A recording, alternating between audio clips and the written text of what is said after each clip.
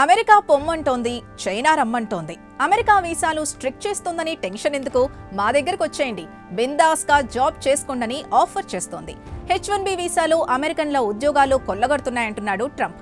కంపెనీలు H1B ద్వారా ఉద్యోగుల్ని తెచ్చుకోకుండా వీసా ఫీజు అమాంతం $1,00,000లకు పెంచేశాడు. H1B ఉపయోగించుకునే వాళ్లలో 70% మన భారతీయులే ఉంటారు. కానీ ఇప్పుడు భారత టెకీల ఆశలపై నీళ్లు చల్లినట్టయింది. ఈ పరిస్థితిని తనకు అనుకూలంగా వాడుకునే ప్రయత్నం చేస్తోంది. H1 వీసా లేకపోతేనే K వీసా ఉందంటోంది. సైన్స్, టెక్నాలజీ, ఇంజనీరింగ్, మ్యాథమెటిక్స్ రంగాల్లో టాలెంట్ ఉన్న వాళ్ళని ఆకర్షించడానికి K వీసా ప్రవేశపెడుతున్నట్టు అధికారికంగా ప్రకటించింది. నిజానికి గత ఆగస్టులోనే ఆమోదం పొందిన దీనికి సంబంధించిన కొత్త నిబంధనలు అక్టోబర్ 1 నుంచి అమల్లోకి వస్తాయి. H1B వీసాపై భ్రమలు తొలగిపోతున్న వేళ చైనా తీసుకున్న ఈ నిర్ణయంపై పెద్ద ఎత్తున చర్చ జరుగుతోంది. ఏంటి K వీసా?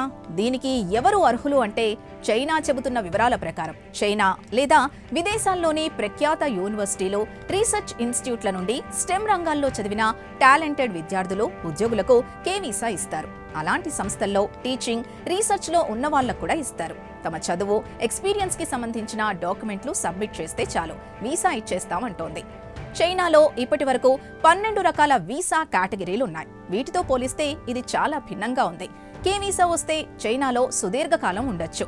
ఎన్నిసార్లైనా చైనా వచ్చి వెళ్ళొచ్చు. పైగా ఇతర వర్క్ వీసాల్లాగా ఏదైనా చైనా కంపెనీ స్పాన్సర్ చేయడం లేదా ఇన్విటేషన్ ఇవ్వటం లాంటివి అవసరం లేదు.